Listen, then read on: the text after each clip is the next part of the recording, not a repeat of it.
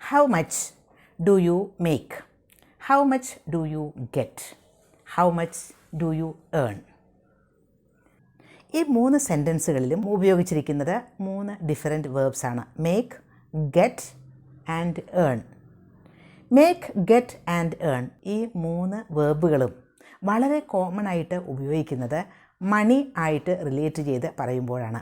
പൈസയുടെ കാര്യം പറയുമ്പോൾ how much do you make എന്ന് ചോദിച്ചാൽ how much money do you make എന്നാണ്. അതുപോലെ തന്നെ how much do you get എന്ന് ചോദിക്കുന്നത് how much money do you get എന്നാണ്. How much do you earn എന്ന് ചോദിച്ചാൽ how much money do you earn എന്നാണ്.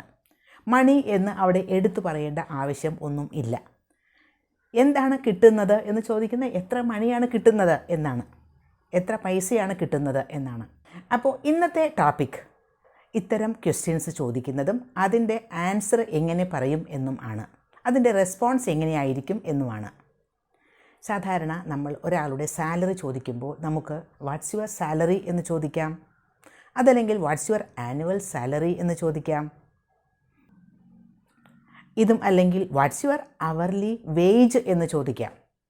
ആനുവൽ സാലറി എന്ന് പറയുമ്പോൾ ഒരു വർഷത്തിൽ നിങ്ങൾക്ക് എത്ര ശമ്പളം കിട്ടും എന്നാണ്.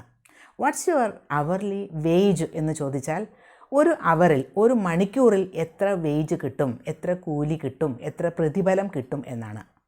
അപ്പോൾ ഇത്തരത്തിലൊക്കെ നമുക്ക് ചോദിക്കാം. ഇതും അല്ലെങ്കിൽ what are you paid per hour, ഒരു അവറിൽ എത്രയാണ് കിട്ടുന്നത്. Per hour means every hour. What are you paid per hour ചോദിക്കുമ്പോൾ അതൊരു പാസീവ് വോയിസ് സെൻറ്റൻസ് ആണ്. What do you get per hour എന്നാണ് അതിൻ്റെ മീനിങ്. ഇനി ഏൺ എന്ന വാക്ക്, ഏൺ എന്നാൽ സമ്പാദിക്കുക, ഏൺ എന്ന വാക്ക് നമുക്ക് യൂസ് ചെയ്യാം. വാട്ട് ഡു യു ഏൺ എന്ന് ചോദിക്കാം, എത്രയാണ് നിങ്ങൾ ഏൺ ചെയ്യുന്നത്. വാട്ട് ഡസ് ഹി ഏൺ, അവൻ എത്രയാണ് ഏൺ ചെയ്യുന്നത്. നോക്കൂ, വാട്ട് ഡസ് ഉപയോഗിച്ചു, what does he earn. What do you earn, what does he earn, what does she earn. അങ്ങനെ ചോദിക്കുമ്പോൾ അത് പ്രസൻറ്റ് സിമ്പിൾ ടെൻസിലെ സെൻറ്റൻസുകളാണ്. ഇനി what are you earning, present continuous ടെൻസായി. What is he earning, present continuous.